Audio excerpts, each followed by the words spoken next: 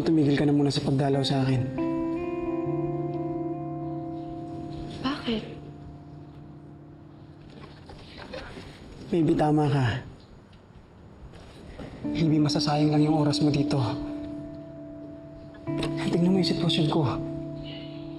Libby, mukhang matatagalan pa ako dito. Pero Xavier, Libby, okay na ako yung may stuck dito. Pero ang idamay ka.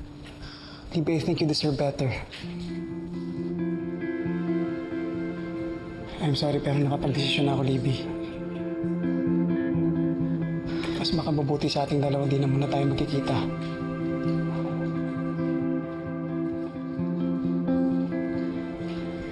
are you breaking up with me?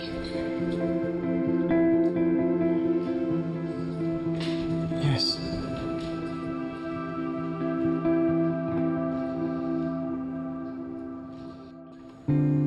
I'm sorry.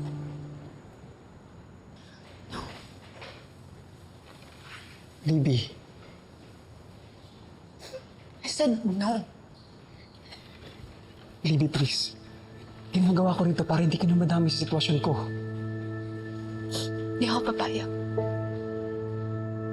Hindi ako papayag na makipag-iwalay ka sa akin. Ang sabihin mo, maluloko ka na sa princess na yan. Libby, alam mong hindi totoo yan.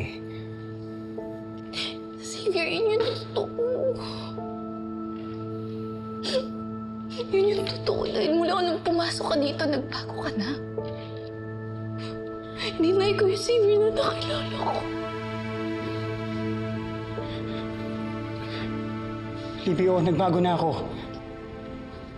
Kasi Libby, mula nung pumasok ako dito, Libby, na-realize ko kung gaano kababa ang buhay na meron ako sa labas. Baka nga blessing na nakulong pa ako, Libby. Kasi dito mas namulat akong i-appreciate yung mga maliliit na bagay. Kung ano yung mga bagay na mas may tunay na halaga. Ito ko. Xavier, ito ko. Nawalan na lang ako ng halaga sa'yo. Ganun ba yun? Libby, hindi yan ang ibig kong sabihin.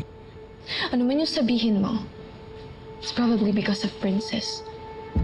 Tagal ka na niyang gustong agawin sa akin at ngayon nandito ka na sa loob. Nalalason niya na yung utak mo. Pipis, maniwala ka sa akin. Walang kinalaman dito si Princess. Oh, please, huwag mo akong gawing tanga. I'm sorry. Pero ito ang gusto kong mangyari. You know what? I've had enough of this. Pero kung sa tingin mo tapos na tayo nagkakamali ka, I will not give you up that easily. At lalong hindi ako papayag na mapunta ka sa babaeng yun.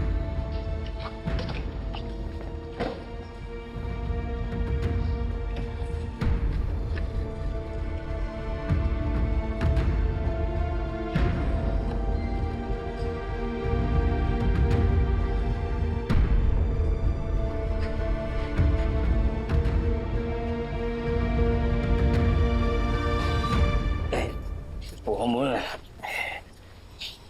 Kung napaaga ka, nabutan ko sana si Princess. Dadaan sana ako dito kagabi, pero hindi ko na kayo ginulo. Okay. Bakit? May problema ba? Napalitaan ko lang na pinagseselosa ni Libby, si Princess. Naman dapat hindi niya pinagseselosan si Princess. Hindi naman nunugali mang agaw na hindi kanya eh. Sa yan sa tinuro ko sa kanya. Kahit na. Pero mas mabuti na umiwas na muna siya kay Xavier. Para maiwasan na rin niya ang gulo na dala ni Libby.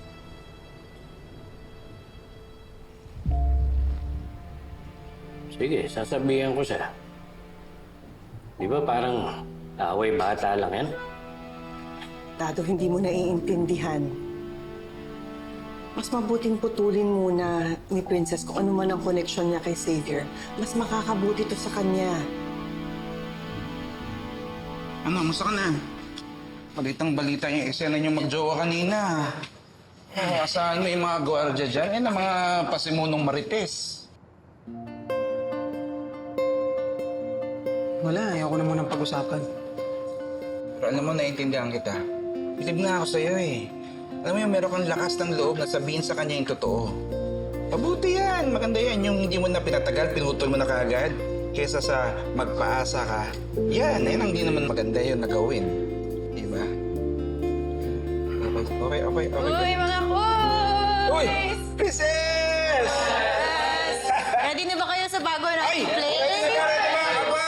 Ready na lahat! Ako, ready na ako! Ewan ko lang dito kay Xavier. Bakit?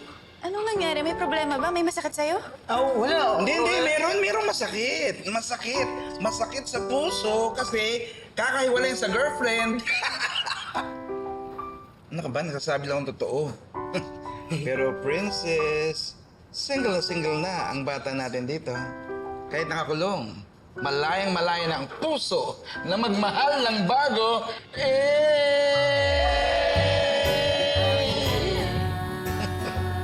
Ba?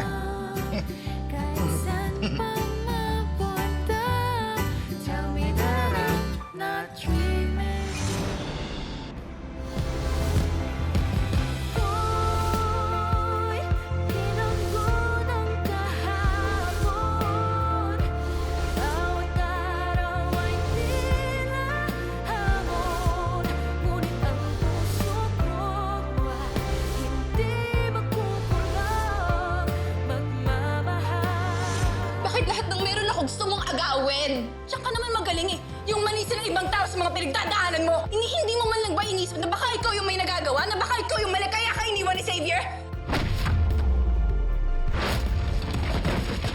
Ate, may malaki tayong problema. Ha? Bakit? Ano nangyari? Si Princess. Dinala ko siya dito sa hospital. Critical yung kondisyon niya. Oh my God, bakit? We will do our best, sir, but unfortunately, we have another hitch on the road. Yung blood type pa ni Princess, A positive. It's actually very rare. Kailangan natin si Divina para mabuhay si Princess. Sabihin na natin kasi yung totoo. Hindi ko naiintindihan ang sinasabi ko, Dato. Magpapatest po ako. Ako din! Kung mag-match kami, kahit ubusin niyo na po lahat ng dugo ko. Willing ako magpa-test. Kung sakaling magka-match kami, willing po ako mag-donate ng dugo sa kanya. Good news po. We found a perfect match. Miss Cristobal is a perfect match for Princess. She is our blood donor. Handa po ako mag-donate ng dugo kay Princess.